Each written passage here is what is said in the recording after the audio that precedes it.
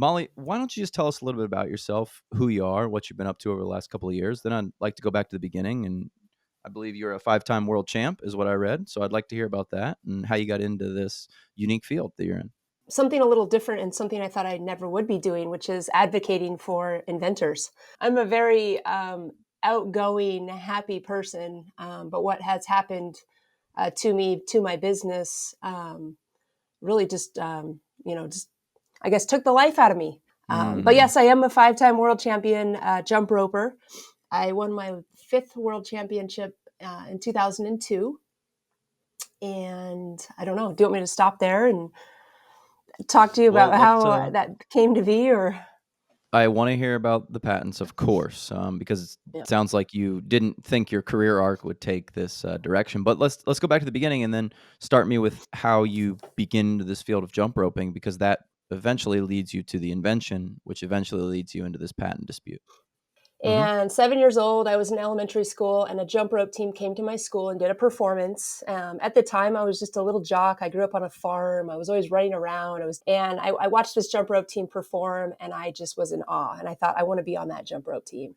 Hmm. Little did I know that the founder of the sport of jump rope was the one who was taking all these kids locally around to schools and just kind of, Mm.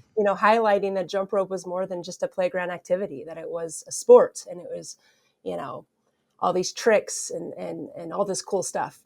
So I joined the jump rope team, and being the athlete that I am, I just, dug in and, showed up and did my best. And a year after that, I was taking my first trip to Panama with the jump rope team So at you're the age of saying that 8. it just so happened that the inventor of the sport of jump roping lived sort of like in your backyard, and then you could just Yes. join the team after qualifying? And it kind of gives me the tingly chills just as I say that, because I think that's what set the tone for me. Just watching, my coach, his name is Rich Sandali, do that, have no fear and take us all over the world and build something off of nothing, really, Mhm. just a jump rope. So literally, I traveled the world as a kid from the age of 8 to 14, probably over 30 countries. Just got to miss school. I loved that part, and jumped rope all over the world.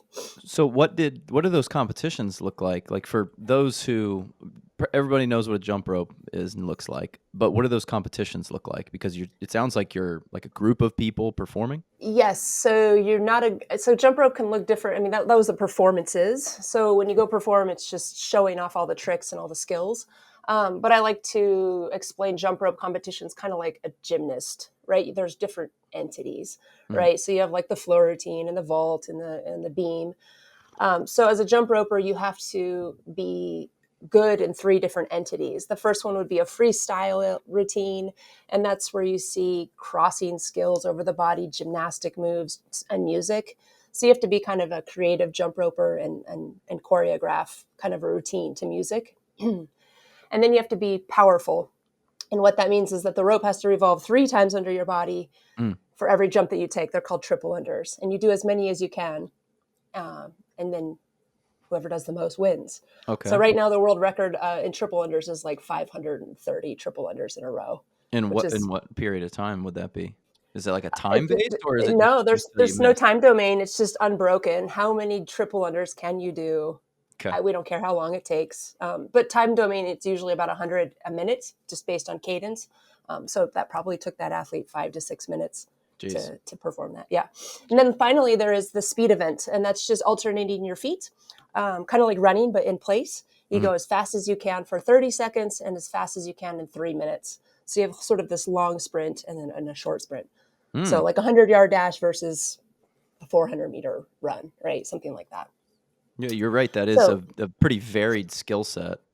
and you can do One's that like yeah, go ahead. One's I was just gonna say one's like style, like, I guess the gymnasts, they do have style, don't get me wrong, but to me it seems like Simone Biles wins not because she's the most stylish, but because she can do like moves that no one else can do, right? Yeah. But that jump rope part of it, the routine side, that sounds really interesting compared to those other two domains. Yeah, it is. And funny enough, that was like not my thing. Do you know what I mean? I think as a gymnast, you have your thing, right? You have your Yeah. floor, and then you're kind of okay at the beam. But yeah, and you can also do those things as a team. So you would have a team Right. of four, and then kind of think of those, different entities that I just explained. But you would do that in a team atmosphere, like a relay or a 4-person group routine, and then you would throw in the double dutch, kind of like you see, just playground style. I think that's where everyone's minds go. The 2 ropes. Yeah. So that's the sport. So where does life take you after, you said between 8 and 14, you're traveling the world doing these jump rope competitions. Like, what happens after that? What happens after that is high school. High school really opened up a new door for me, which is more sports. Mm, I was, like I said, very athletic. I stopped competing in jump rope, my first year of high school, and just engulfed myself with softball and basketball and track and soccer. I mm, actually varsityed my freshman year. I was just really good at sports. mm, So that's really all I was doing. I was just focused on all my sports. And then finally, at the end of high school, I was given some scholarships for softball and soccer and basketball.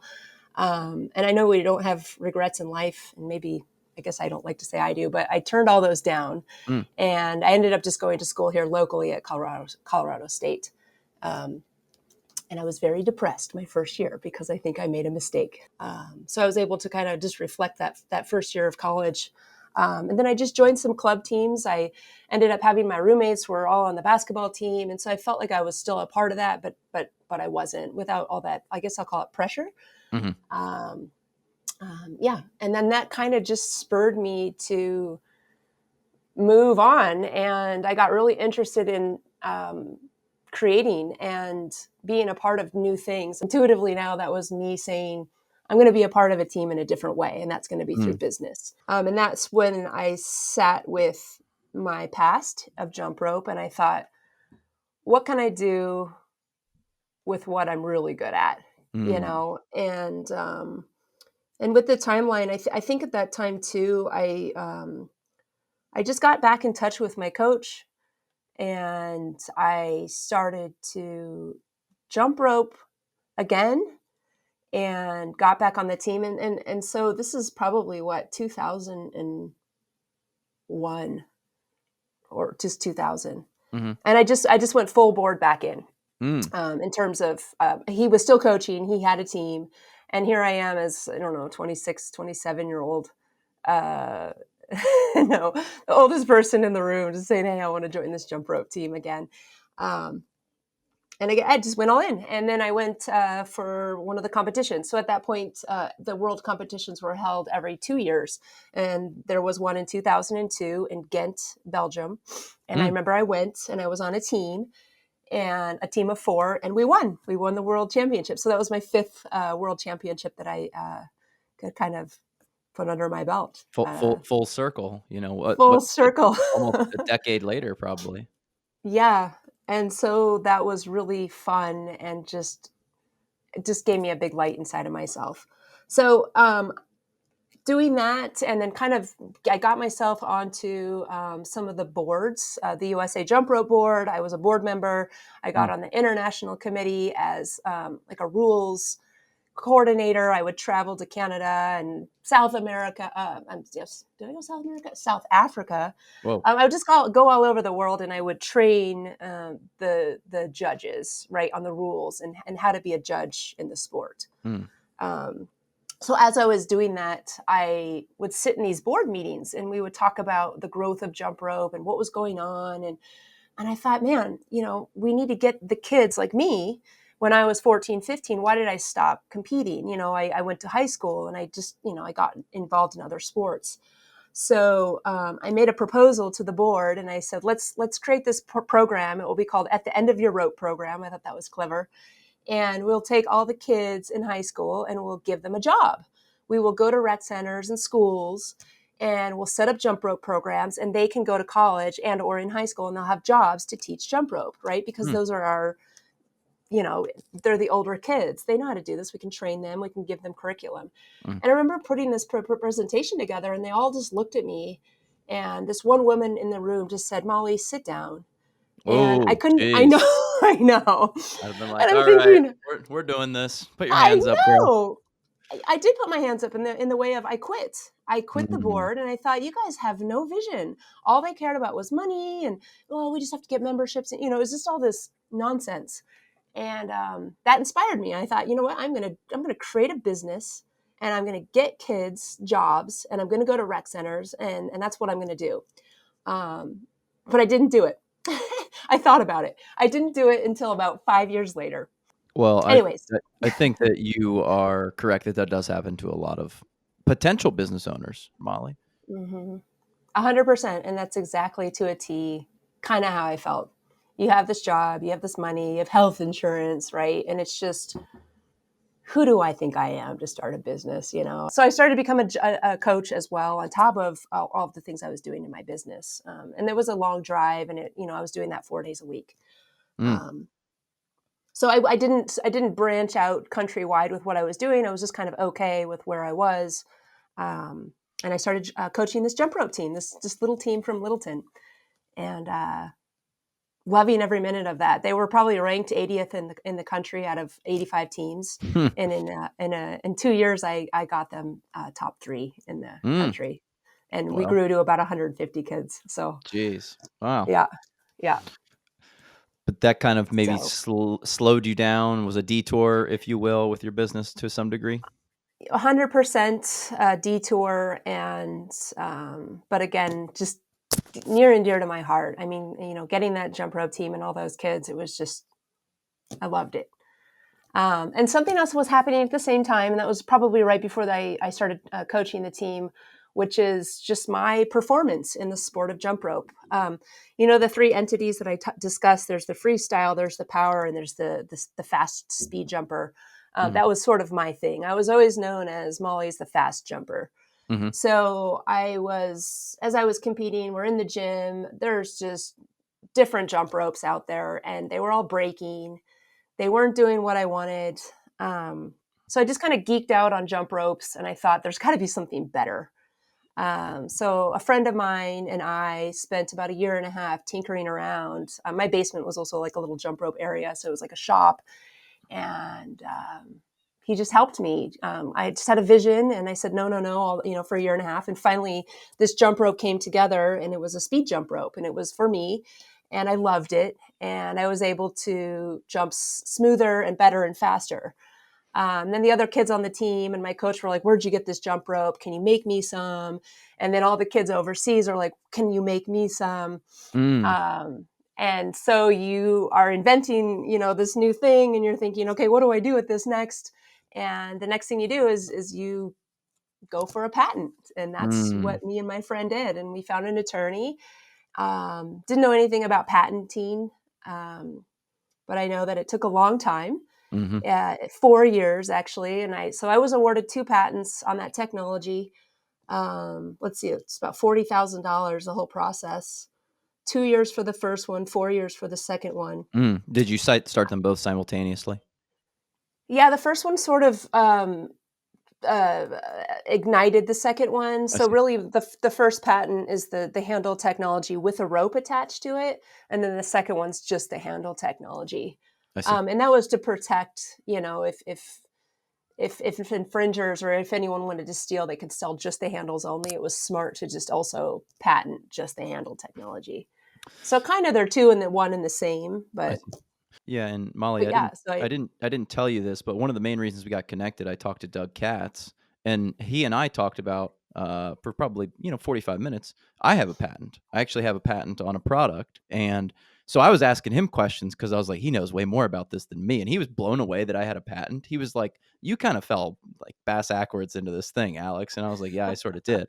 Um, but yeah, we talked a long time about that. So I actually have a patent. So I'm really interested to hear some of the things that kind of come next in this process for you because I basically haven't done a lot with it yet. Kind of got approved maybe a year ago, and I haven't really gone anywhere with okay, it because, as I've stated, 40-person company, really busy, sort of a side project. So it's like, what do I do with hmm this thing? but yes, reflecting on that and getting the patents. I trusted my patent attorney.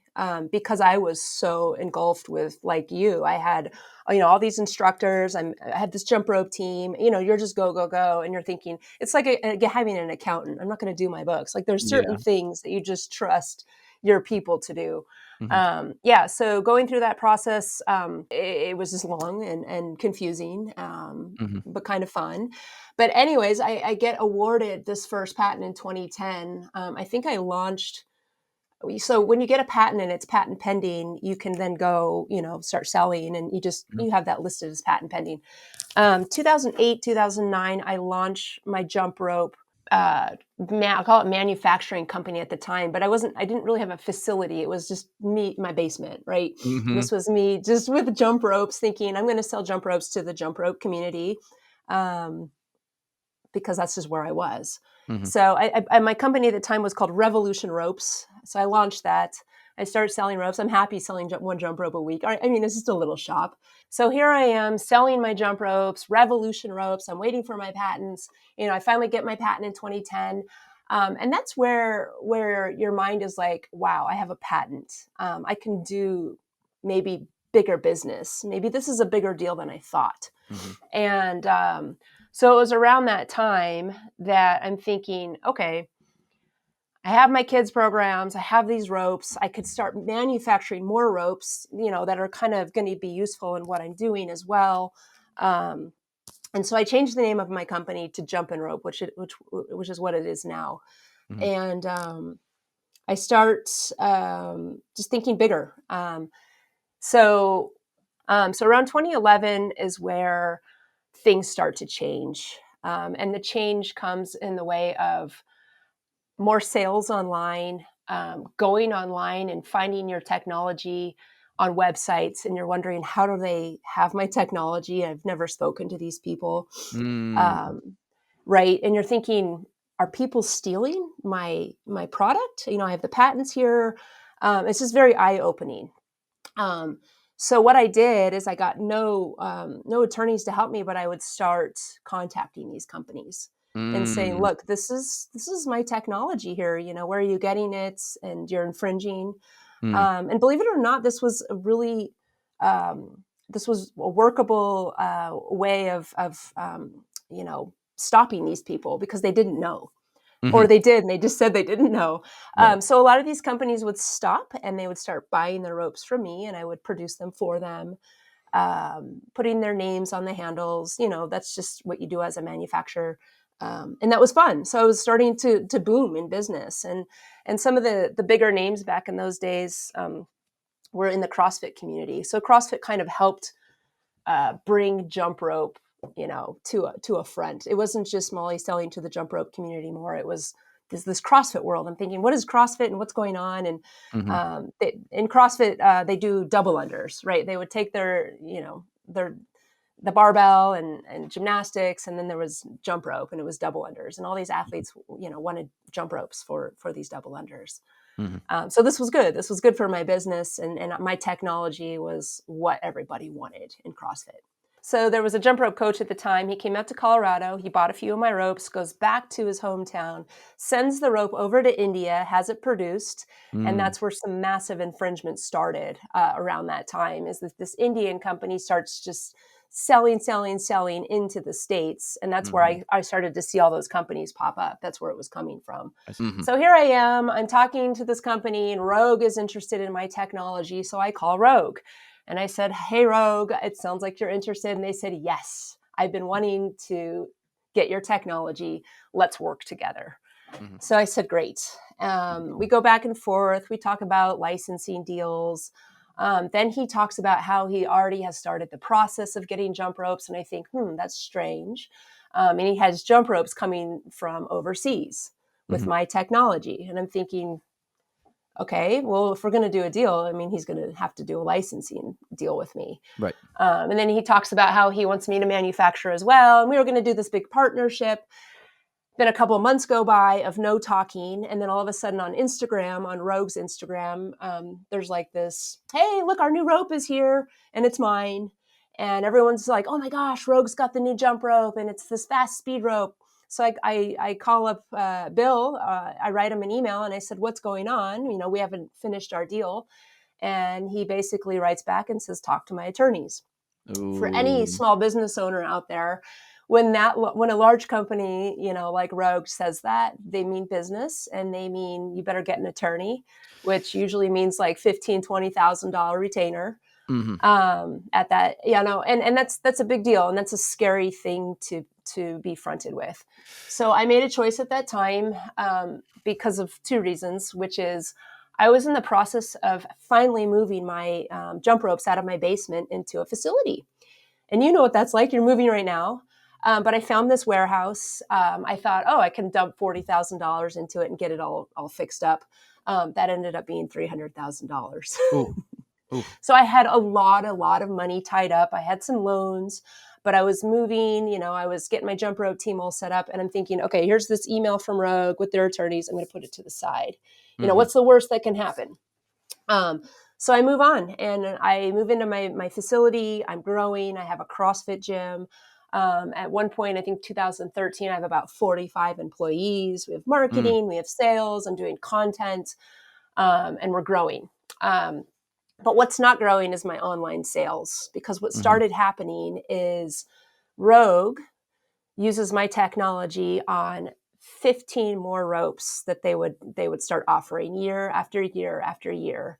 Hmm. Rogue is growing. I mean, they are the name of CrossFit. They are CrossFit. Hmm. All the winners of the CrossFit Games, they get their names put on these ropes. I mean, that's where everyone's getting their jump rope from, and it's all my technology.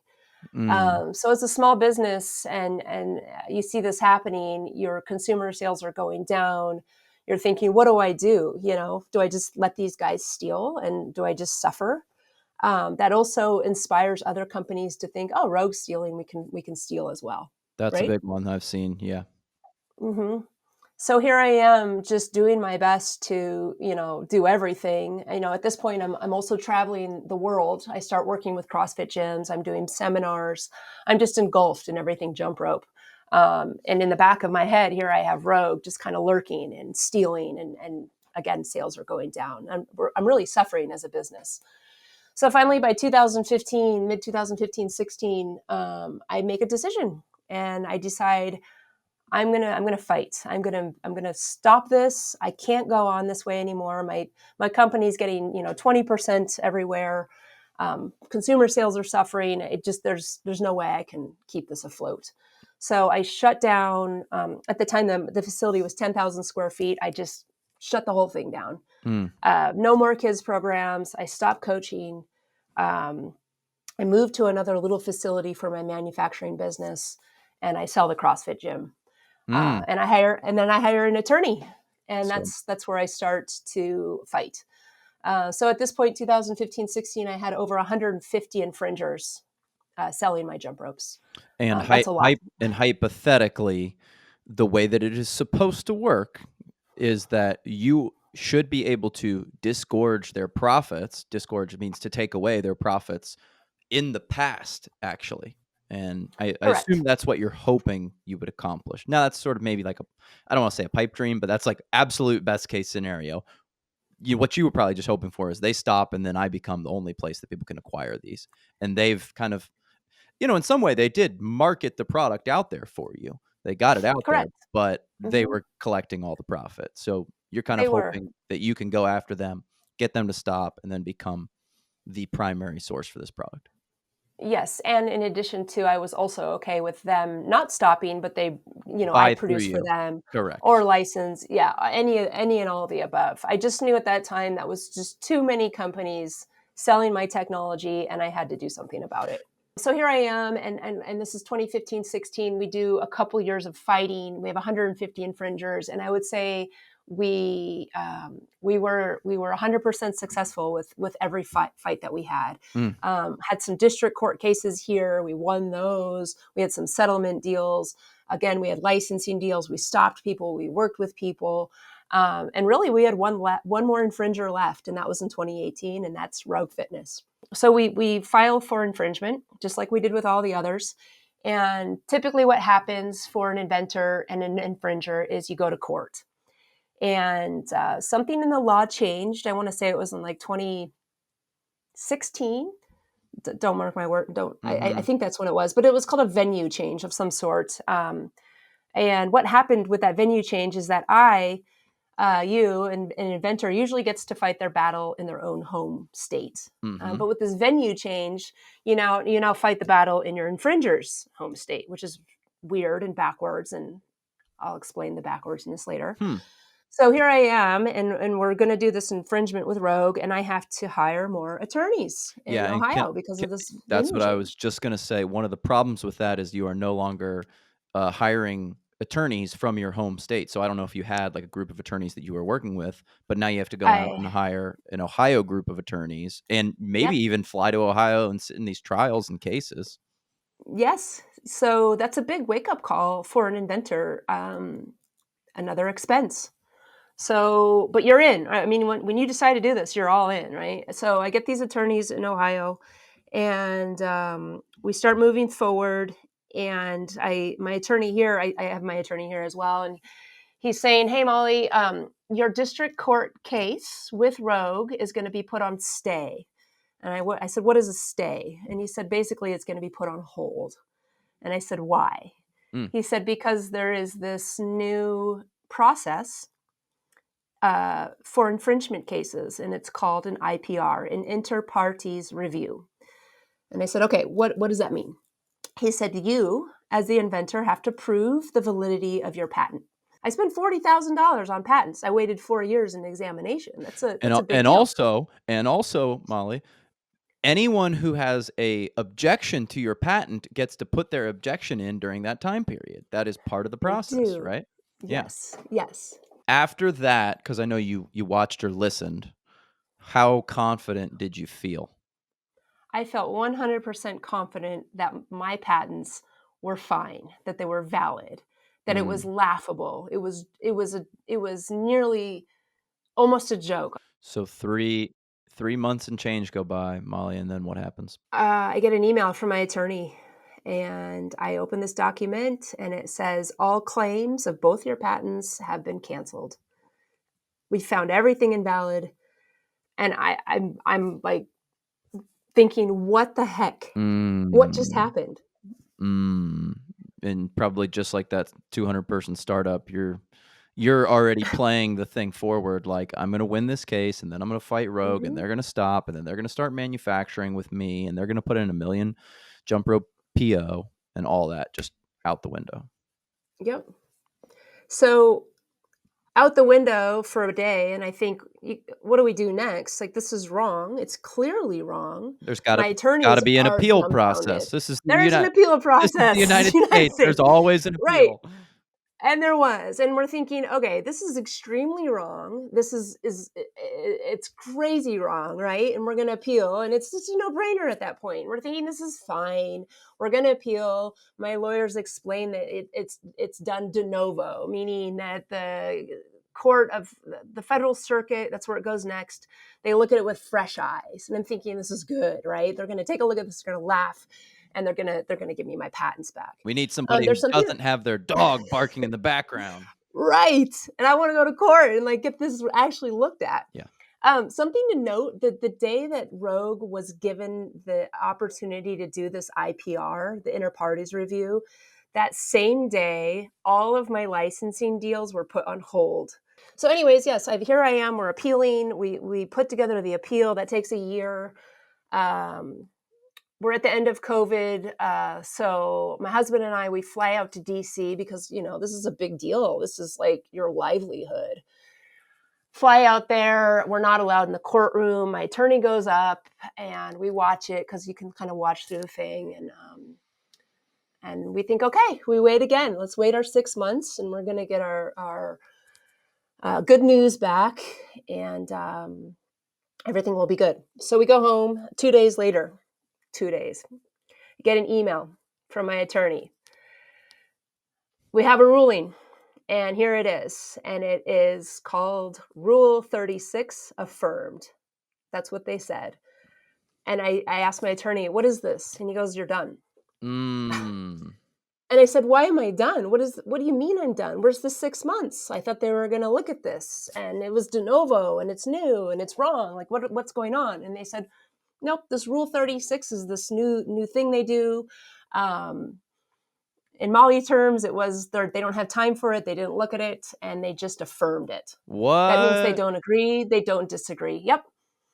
Later on, I looked that up. Guess how many Rule 36 you get on your appeal?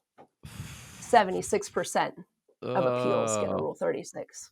So that leads me to today, and so I get this news in October of 2021. The Rule 36. I meet Josh. I meet US Inventor. Josh takes it to the next level for me. Gets an attorney for me. We take it to the Supreme Court. So yeah, here we are. This was now January. A couple months later, we're putting in this Supreme Court thing to fight. Bottom lines, the Supreme Court does not take a lot of, I would say, any patent cases, so they never took it. But yeah, that was my wake up call though to patent law. And understanding that thousands of inventors and small businesses have been hurt, have been destroyed through this administrative court. So I'm okay losing a game, but I never really got to play the game. I never got my day in court. Rogue Fitness did steal my technology, and that's not right. And so this court is in the limelight now. So in Congress, the Judiciary Committee is is the committee that oversees patent law.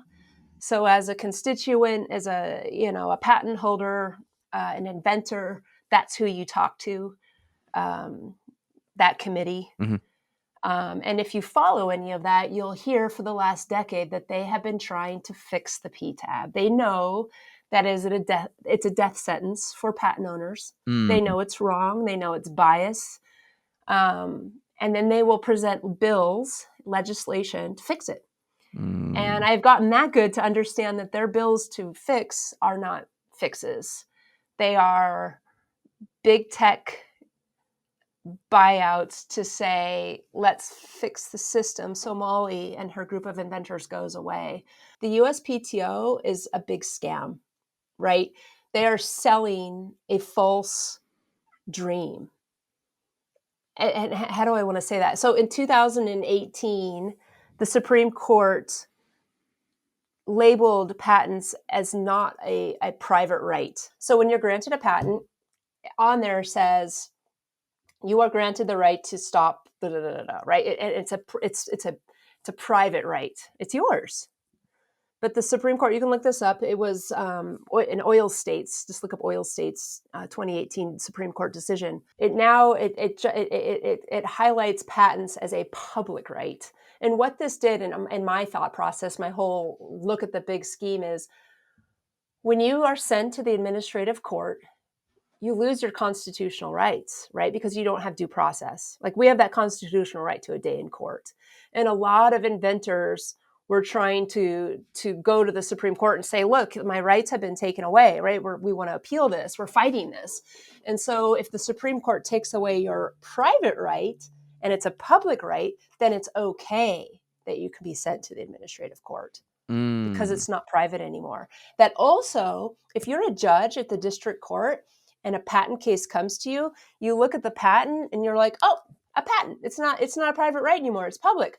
This belongs in the administrative court. I'm just going to send it over there. 12% of patent owners are women. I know dozens of women who have been through the PTAB. That's sad. All these women inventors who are very few and far between, who make it in the 13% and then whittle down to that 1%, and then they go to the PTAB. Ruined. It's sad. Well, Molly, thank you so much for your time. This is a super important story, and I'm really glad that I heard it. And I would encourage you to just, and it sounds like you already are, but just get out there and keep sharing this story, because you're very articulate, great at telling the story. It's a really good story, not necessarily a good outcome, but an important story to be told. So I think that the more you speak about it, the more people will be able to understand what's going on out there, and hopefully it all leads back to you as a commercial success. Because once you hear this story, I don't think there's any way you can buy somebody else's jump rope. Well, yeah, one, I agree, and I do hope it leads back to me, but I also hope it leads back to the others who have been affected as well. And so, being the sports person that I am, and always working on a team, I'm never going to forget those guys too. And actually, you're the person I'm fighting for. It's the person who's getting a patent and thinking about growing a business. I do not want what happened to me to happen to you, and so that fuels me. It would fuel me too, if people go and buy my jump ropes, but to know that you're going to be well protected and on your way with your product, it makes me happy, and happy to know that I'm able to make that change. So Awesome. Well, I really appreciate you, Molly. Thank you so much for coming on today. And yeah, we'll definitely stay connected as we keep going. awesome. All right. Thank you for having me. Thank you, Molly.